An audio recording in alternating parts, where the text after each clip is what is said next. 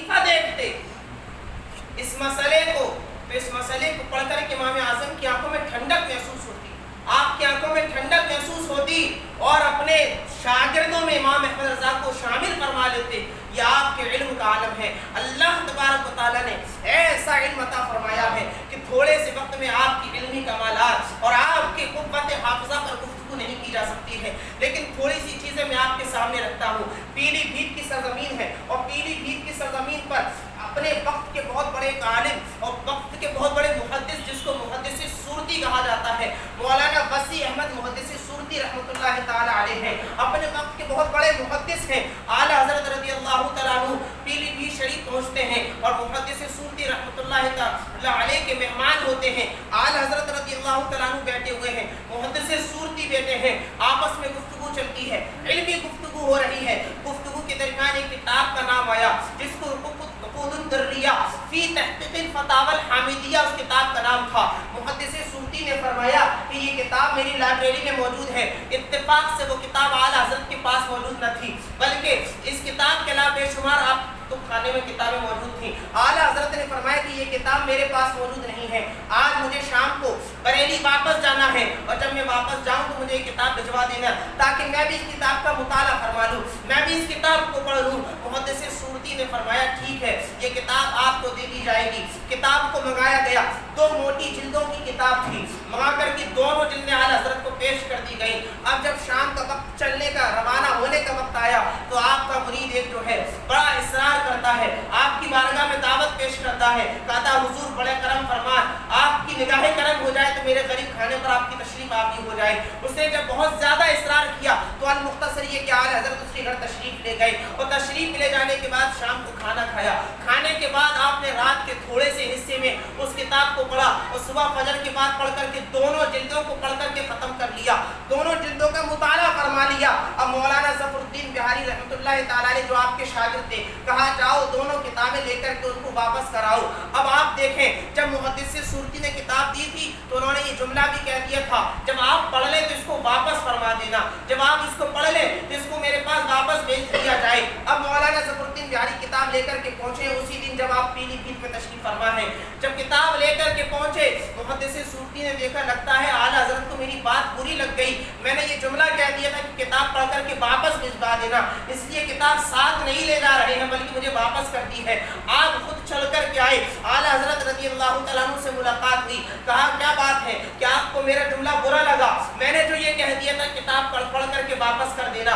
आला हज़रत रज़ियल्लाहु तआला अन्हु ने कहा नहीं नहीं, मुझे आपकी कोई बात बुरी नहीं लगी है, बल्कि मसला दरअसल ऐसा है कि आपने जब मुझे किताब दी थी तो मेरा उसी दिन का जाने का इरादा था, लेकिन चूंकि यहाँ पर मुझे ठहरना पड़ा तो मैंने रात के थोड़े हिस्से में और सुबह के थोड़े से हिस्से में दोनों किताबों का मुताला फरमा लिया है, दोनों जिल्दों को पढ़ लिया है। मुहद्दिस सूरती कहते हैं क्या इतना पढ़ लेना, यानी एक बार दोनों किताब को एक बार में पढ़ लेना काफी हो गया। अब आला हज़रत का जवाब सुनिए, आला हज़रत फरमाते हैं अल्हम्दुलिल्लाह सुम्मा अल्हम्दुलिल्लाह, तहदीस नेमत के तौर पर आप फरमाते हैं ये रब का शुक्र है कि मैंने इस किताब को एक बार पढ़ लिया है।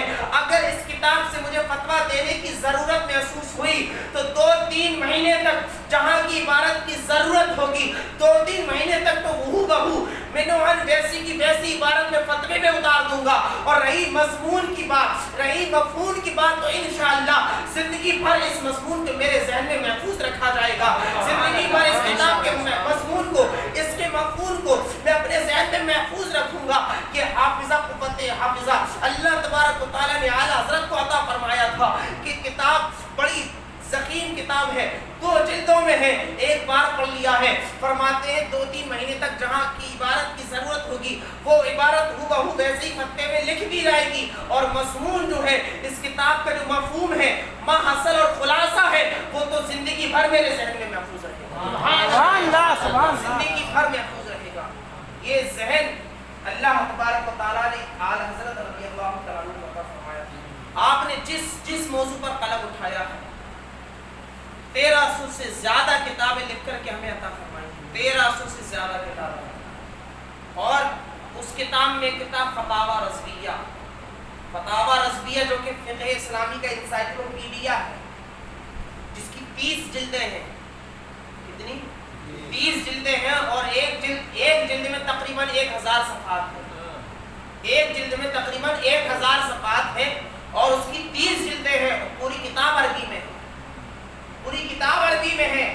اور آپ نے جب فتاوی رضویہ لکھا تو یہ وہ دور تھا فتاوی کی کتاب کی ہے، جو فتاوی کتاب ہوتی ہے اس کی اہمیت اس کے زمانے کے فتاووں کی کتاب سے لگائی جاتی ہے، یعنی اس دور میں فتاوی رشیدیہ تھا اور بھی فتاوے تھے، اس دور میں اس وقت جب مسئلہ پوچھا جاتا تو مفتیان کرام اتنا ہی لکھتے، یہ جائز ہے، یہ ناجائز ہے، یہ مباح ہے، یہ مستحب ہے، یہ حرام ہے، یہ ناجائز، صرف اتنا ہی جواب تھا۔ اس دور کے آپ فتوے پڑھیے تو کتابوں میں صرف اتنا ہی جواب آپ کو ملے گا کہ ایسا کرنا ناجائز، ایسا کرنا جائز، یہ مباح ہے، یہ مستحب ہے، یہ ثواب ہے، یہ گناہ ہے، صرف اتنا جواب ہوا کرتا تھا۔ لیکن اعلیٰ حضرت رضی اللہ تعالیٰ عنہ اگر چاہتے تو یہ بھی جواب دے سکتے تھے ایسا کرنا ناجائز ہے، ایسا کرنا جائز ہے، لیکن صرف آپ نے جائز اور ناجائز نہیں لکھا ہے، بلکہ آپ فتاوی رضویہ پڑھیے جو کہ فتوے کی کتاب ہے۔ لیکن قسم خدا کی آج کا کوئی بھی مفتی جب اس کتاب کو پڑھتا ہے تو یہ تمیز اور یہ فرق محسوس نہیں کر پاتا ہے کہ میں فتاوی کی کتاب پڑھ رہا ہوں یا حدیث کی کتاب پڑھ رہا ہوں، میں فتاوی کی کتاب پڑھ رہا ہوں یا فقہ کی کتاب پڑھ رہا ہوں، میں فتاوی کی کتاب پڑھ رہا ہوں یا اصول فقہ کی کتاب پڑھ رہا ہوں، میں فتاوی کی کتاب پڑھ رہا ہوں یا علم اسماء و رجال کی کتاب پڑھ رہا ہوں۔ یعنی ایک کتاب کے اندر اعلیٰ حضرت رضی اللہ تعالیٰ عنہ نے بے شمار علوم جمع فرما دیے ہیں، جس علم کو چاہو آپ فتاوی رضویہ کے اندر پا سکتے ہیں، یعنی بے شمار حدیثیں فتاوی رضویہ کے اندر آپ کو ملیں گی، بے شمار حدیثیں، لگتا ہی نہیں ہے کہ فتوے کی کتاب ہے یا حدیث کی کتاب ہے، اتنی حدیث فتوے کتاب کے اندر، اتنی حدیث فتوے کتاب کے اندر، لگتا ہی نہیں کہ فتوے کی کتاب ہے یا حدیث کی کتاب ہے۔ اور صرف حدیث ہی نہیں ہے بلکہ علم کی جو بہت ساری قسمیں ہیں، ان ساری قسموں میں سے ہر قسم پر اعلیٰ حضرت نے ایسا کلام کیا ہے، ایسا کلام کیا ہے، ایسا لکھا ہے کہ آج اس علم کو پڑھنے والا ہر کوئی نہیں ہے، ہر کوئی نظر نہیں آتا ہے، بلکہ 60 سال لوگوں کو پڑھاتے پڑھاتے ہو جاتے ہیں، جب کہیں جا کر کے اعلیٰ حضرت کی کتاب کا نام سمجھ میں آتا ہے، اعلیٰ حضرت کا ایک شعر سمجھ میں آتا ہے۔ اعلیٰ حضرت رضی اللہ تعالیٰ عنہ جب کتاب لکھتے تھے تو اس کتاب کا نام ایسا رہتا تھا جس کے اندر بہت ساری خصوصیات رہتی تھی۔ پہلی خصوصیت تو یہ ہوتی تھی کہ آپ کی کتاب کا نام عربی میں ہوتا تھا، پہلی خصوصیت۔ دوسری خصوصیت یہ نام ایسا ہوتا تھا جس سے یہ پتہ چل جائے کہ یہ کتاب کس سن میں لکھی گئی ہے، یہ کتاب کس سن میں لکھی گئی ہے۔ اس کتاب کے جب عدد نکالے جائیں گے اس کتاب کے نام کے تو سامنے نکل کر کے وہی عدد آئیں گے جس سن میں یہ کتاب لکھی گئی ہے۔ یعنی اگر 2020 میں کتاب لکھی گئی ہے تو اعلیٰ حضرت کتاب کا ایسا نام لکھتے تھے، اس کتاب کا ایسا نام رکھتے تھے کہ اس کتاب کا عدد جو ہے وہ 2020 ہی آئے گا۔ یہ دوسری خصوصیت۔ اور تیسری خصوصیت یہ کہ نام پڑھ کر کے پتہ چل جاتا تھا یہ کتاب کس مسئلے پر لکھی گئی ہے، یہ کتاب کس مسئلے پر لکھی گئی ہے۔ مثال کے طور پر ایک کتاب ہے الدولۃ المکیہ فی المادۃ الغیبیہ، جو کہ آپ نے عرب میں لکھی تھی، اور یہ علم غیب مصطفیٰ پر کتاب لکھی گئی۔ جب علماء عرب نے آپ سے کہا اور جو غیر مذہب والے بد مذہب تھے انہوں نے اعلیٰ حضرت رضی اللہ تعالیٰ عنہ کی طرف بہتان لگا دیا کہ یہ بریلی سے ایک امام احمد رضا آیا ہے جو کہ اللہ کے علم کو، سرکار کے علم کو برابر بتاتا ہے، یہ کہہ کر کے لوگوں نے ان سے کہا کہ آپ ان سے فتویٰ پوچھیں کہ آگے نبی کے علم غیب ہونے کا دعویٰ کرتا ہے اور نبی کو ایسا علم غیب مانتا ہے جیسا کہ رب کے لیے ایسا علم غیب مانا جاتا ہے۔ تو علماء عرب نے کہا یہ تو غلط بات ہے، نبی کو علم غیب تو ہے لیکن ایسا نہیں ہے جیسا کہ رب کو ہے، نبی کو عطائی ہے اور رب کو خود ذاتی طور پر ہے۔ لیکن ان کی کان میں یہ بات گھما کرا کر کے جب بیان کی گئی تو اعلیٰ حضرت رضی اللہ تعالیٰ عنہ نے الدولۃ المکیہ کتاب لکھی جو کہ صرف 8 گھنٹے میں لکھی گئی، اور آپ کی طبیعت بھی عجیب تھی، آپ عرب میں ہیں، حج کرنے گئے ہیں، نہ کوئی کتاب ہے نہ کوئی لائبریری ہے، کچھ بھی آپ کے پاس نہیں ہے، آپ نے صرف 8 گھنٹے کے اندر الدولۃ المکیہ لکھ کر کے ان علماء عرب کو جب تھامی ہے، انہوں نے جب اس کتاب کو پڑھا ہے تو دنگ رہ جاتے ہیں اور حیرت میں پڑ جاتے ہیں کہ ہم تو یہ سمجھتے تھے کہ ہمارے پاس صرف زبان ہے، ہمارے پاس علم ہے، لیکن یہ تو پتہ ہی نہیں لگتا ہے کہ کسی ہندوستان کے عالم نے یہ کتاب لکھی ہے یا کسی عرب کے رہنے والے انسان نے لکھی ہے۔ ایسی عربی آپ نے لکھی، ایسی عربی لکھی کہ وہ عرب والے فیصلہ نہیں کر پا رہے تھے کہ ہندوستان کے عالم کی عربی ہے یا عرب کے رہنے والے عالم کی عربی ہے۔ تو اس کتاب کا نام الدولۃ المکیہ فی المادۃ الغیبیہ۔ جب اس کا سن ہجری نکالا جاتا ہے، یعنی اس کتاب کی جب عدد نکالے جاتے ہیں تو وہی عدد نکل کر کے آتے ہیں جس تاریخ میں آپ نے یہ کتاب لکھی. اور الدولۃ المکیہ یعنی دولت مانے حکومت اور مکہ مانے یعنی حکومت عرب اور حکومت مکیہ میں یہ کتاب لکھی گئی تھی ان کی سلطنت میں. تو آپ نے کتاب کا نام ایسا رکھا کتاب پڑھ کر کے پتہ چل جائے یہ کتاب کہاں لکھی گئی ہے. اور فی المادۃ الغیبیہ یہ کس فن میں لکھی گئی ہے؟ یہ فی المادۃ الغیبیہ سے اشارہ ہو رہا ہے کہ یہ کتاب علم غیب کے فن میں لکھی گئی ہے. تو اعلیٰ حضرت رضی اللہ تعالیٰ عنہ کو اللہ نے ایسا علم ایسی عظمت و شان عطا فرمائی تھی کہ آپ نے جس علم پر قلم اٹھایا ہے تو لکھنے کا حق ادا کر دیا ہے. اللہ اکبر. یہ شان اعلیٰ حضرت رضی اللہ تعالیٰ عنہ کو پروردگار عالم نے عطا فرمائی تھی.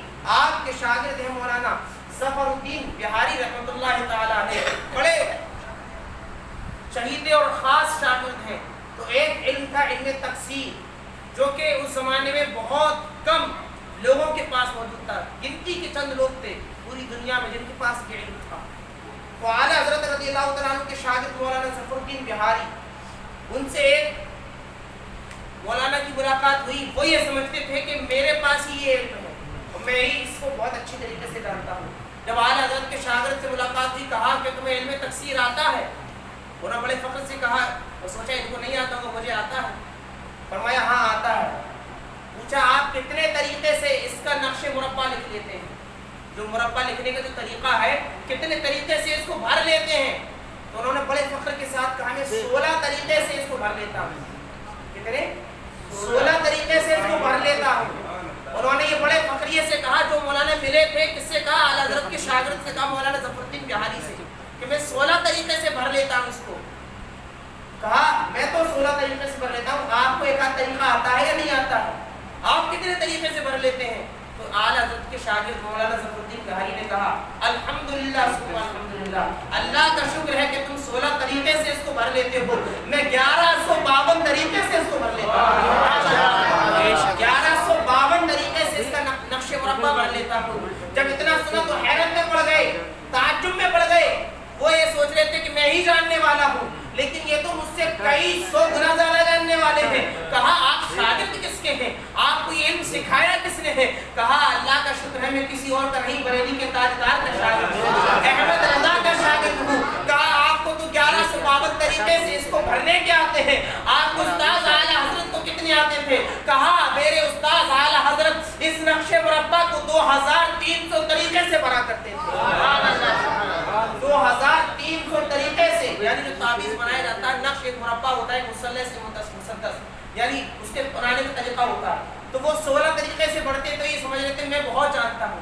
لیکن جب آپ کے شاگرد کو دیکھا 1152 طریقے سے بڑھتے ہیں، پوچھا آپ کے استاد کون؟ کہا اعلیٰ حضرت. فرمایا وہ کتنے طریقے سے بڑھتے؟ کہا 2300 طریقے اس کو بھرنے کے ان کو آتے ہیں. اور یہ وہ علم ہے جو اعلیٰ حضرت نے پڑھے نہیں ہے، یہ بھی آپ جانتے رہنا چاہیے. صرف یہ وہ علم جفر ہوا، علم تفسیر ہوا، علم ارضیات فلکیات، جتنے بھی علم ہے یہ آپ نے پڑھے نہیں ہیں، اللہ نے اپنی عطا سے عطا فرما دیے، اپنے فضل سے عطا فرمائے ہیں. لیکن جو علم پڑھے بھی نہیں اس پہ کتاب لکھتے ہوئے آپ نظر آ رہے ہیں. اعلیٰ حضرت سے پوچھا گیا مٹی کے بارے میں، تیمم جس سے کیا جاتا ہے اس کی کتنی قسمیں ہیں؟ تو ہم لوگ اور آپ اس زمانے کے علماء وہ 2-4 ہی قسمیں جانتے تھے. لیکن جب اعلیٰ حضرت نے پورا رسالہ لکھا، لوگوں نے پڑھا تو 100 سے زیادہ قسمیں اعلیٰ حضرت نے مٹی کی بیان فرما دی. 100 قسموں سے زیادہ فرما کر فرمائے کس سے جائز، اس سے ناجائز، اس سے جائز، اس سے ناجائز. یہ علم اعلیٰ حضرت کا ہے. آپ سے پوچھا گیا پانی کے بارے میں، کون سے پانی سے وضو جائز، کون سے پانی سے وضو ناجائز. ہم تو 2-4 ہی پانی جانتے ہیں، کنویں کا پانی، تالاب کا پانی، سمندر کا پانی. اعلیٰ حضرت نے پانی کی 300 قسمیں بیان فرمائی. 300 قسمیں بیان فرمائی. کہا 148 قسمیں وہ ہیں جن سے وضو بنانا ناجائز ہے، 158 پانی ایسے جن سے وضو بنانا جائز ہے. یہ علم ہے اعلیٰ حضرت کا. پوچھا گیا زمین ساکن ہے کہ گھومتی ہے؟ آپ نے زمین ساکن ہے اس پر ایک رسالہ لکھا اور 104 دلیلیں پیش فرمائی کہ زمین ٹھہری ہوئی ہے، گھومتی نہیں ہے. 104 دلیلیں.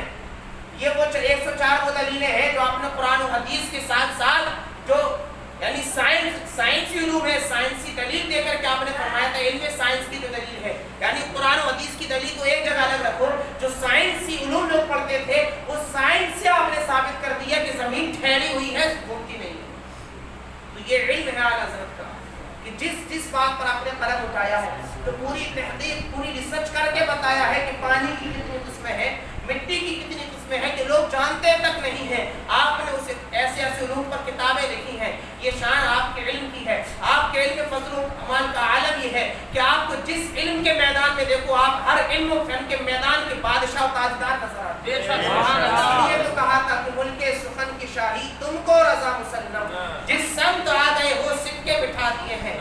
ये वो आला हजरत हैं जिनके शान का आखिरी जुमला कहकर मैं दुरुस्त होना चाहता हूँ कि जब मारेर शरीफ की सरजमीन पर पहुँचते हैं तो नंगे पैर पहुँचते हैं कि ये मेरे पीर खाने की सरजमीन है, मेरे आले रसूल जो सरकार के घर वाले हैं, उनका ये मकाम है, उनकी ये सरजमीन है। यहाँ पर तो पैर से भी चलना बेअदबी है, सर के बल भी चलना बेअदबी है। आपने आला हजरत ने अदब करना सिखाया है सादात किराम का, अल्लाह के रसूल सल्लल्लाहु अलैहि वसल्लम के घर वालों का अदब सिखाया है।